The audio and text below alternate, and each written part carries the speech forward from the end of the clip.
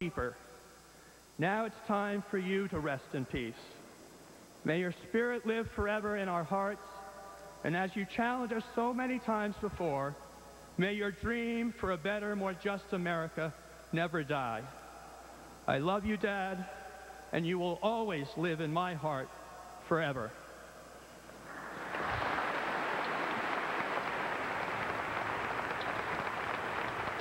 Congressman Patrick Kennedy, youngest son of Ted Kennedy, handing off to the President of the United States, who will deliver the final eulogy.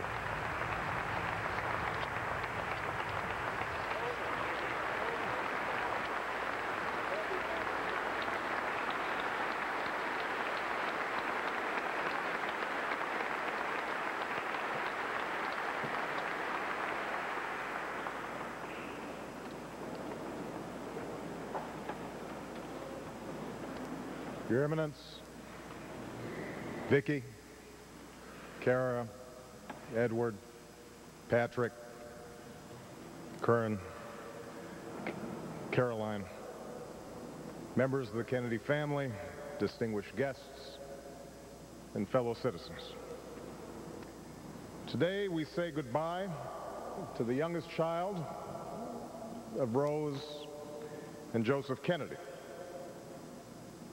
The world will long remember their son Edward as the heir to a weighty legacy, a champion for those who had none, the soul of the Democratic Party and the lion of the United States Senate, a man who graces nearly 1,000 laws and who penned more than 300 laws himself. But those of us who loved him and ache with his passing know Ted Kennedy by the other titles he held: father, brother, husband, grandfather,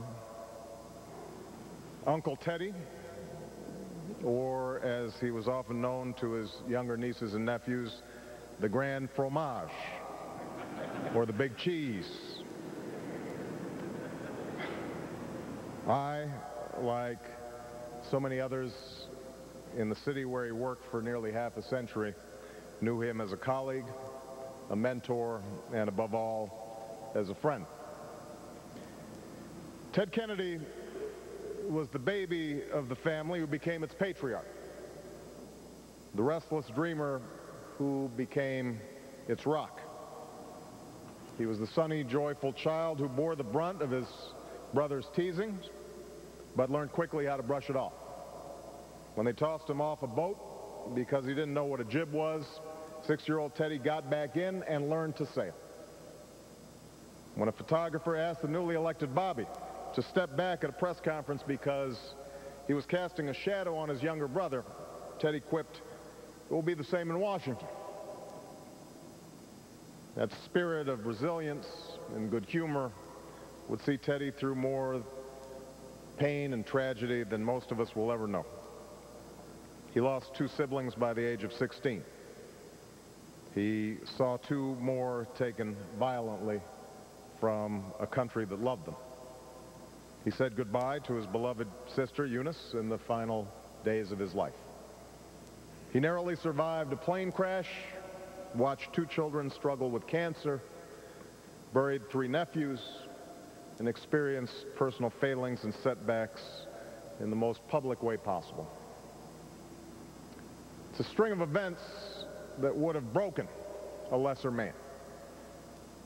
And it would have been easy for Ted to let himself become bitter and hardened, to surrender to self-pity and regret, to retreat from public life and live out his years in peaceful quiet. No one would have blamed him for that. But that was not Ted Kennedy. As he told us, individual faults and frailties are no excuse to give in, and no exemption from the common obligation to give of ourselves. Indeed, Ted was the happy warrior that the poet Wordsworth spoke of when he wrote, "As tempted more more able to endure, is more exposed to suffering and distress, thence also more alive to tenderness.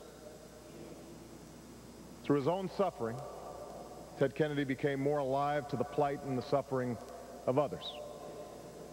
The sick child who could not see a doctor, the young soldier denied her rights because of what she looks like or who she loves or where she comes from.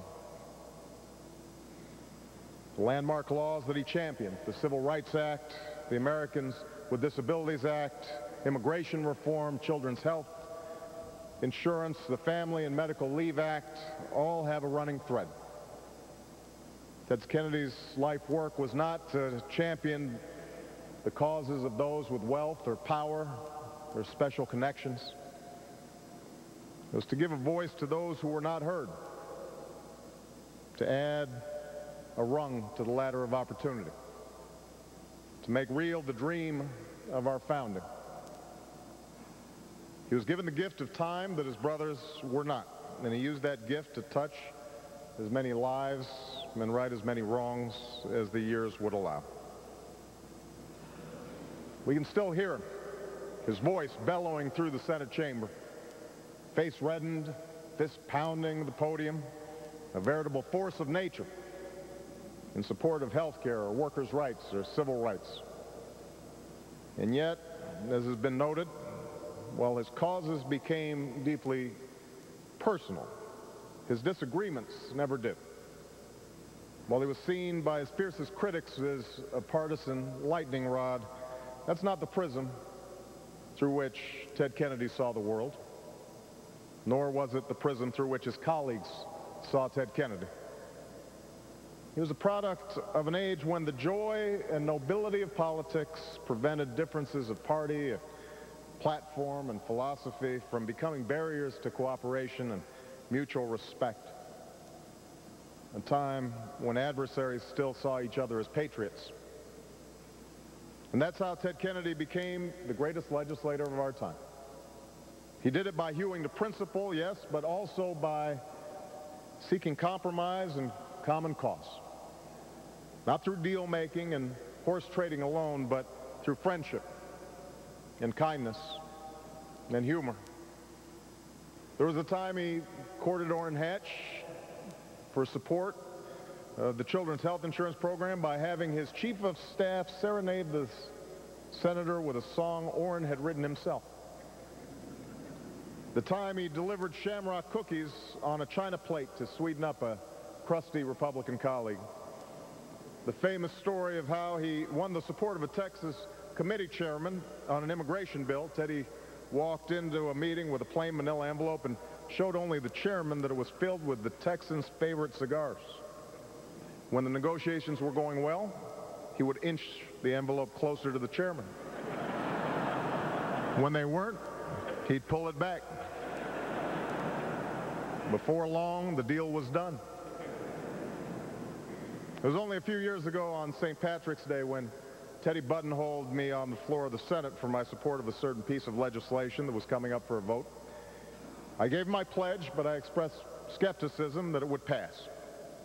But when the roll call was over, the bill garnered the votes that it needed and then some. I looked at Teddy with astonishment and asked how had he done it. He just patted me on the back and said, "Luck of the Irish." Of course, luck had little to do with Ted Kennedy's legislative success. He knew that.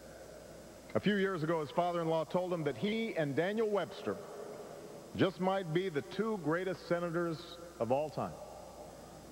Without missing a beat, Teddy replied, "What did Webster do?"